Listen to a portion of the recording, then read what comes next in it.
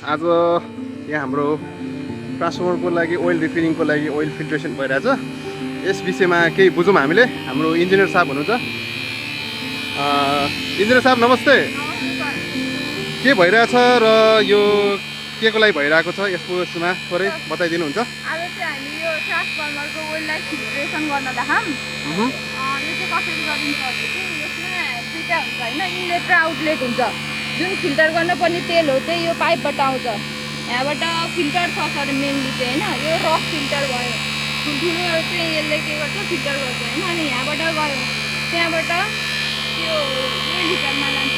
त्यसले चाहिँ ओइललाई तताउँछ अनि मोइस्चरहरू चाहिँ एब्जर्ब त्यो गरेर यहाँबाट निस्किन्छ सर मोइस्चरहरू यो निस्किरहेको होला। अनि त्यहाँबाट यो भ्याकुम च्याम्बरमा गयो।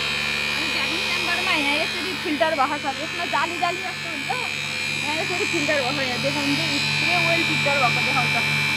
त्यो झरिरहेको थियो यहाँबाट देख्छ। यो चाहिँ यहाँबाट तेल फिल्टर भयो। फिल्टर भएपछि यहाँबाट आउटलेट चाहिँ यसरी गएर चाहिँ यहाँ सर एउटा सानो फिल्टर गर्ने फाइन फिल्टर भन्ने छ अर्को। त्यो यहाँबाट फिल्टर भएर झरिसकेपछि फेरि यो सानो जुन सानो सानो इम्प्युरिटिजहरू चाहिँ फाइन एकदम माइक्रोवाला इम्प्युरिटी चाहिँ यसले फेरि फिल्टर गर्छ। अनि त्यो फिल्टर गरेपछि यसरी निस्केर आउटलेट चाहिँ हाम्रो त्यहाँ लगेर यतापट्टि ड्रममा 3टा ड्रममा लगेर अनि फिल्टर गरेर यसमै साइकल भइरहेको छ कि। अनि फिल्ट्रेसन भइरहेको। अनि अब यसको हामीले अब एकछिनपछि 2-4 साइकल गरेपछि यसको बिडिबी भ्यालु टेस्ट गर्छौँ। यो चाहिँ अब फिल्टर ठिक छ कि भएको छ कि छैन चाहिँ बिडिबी भ्यालु टेस्ट गरेपछि बल्ल थाहा हुन्छ।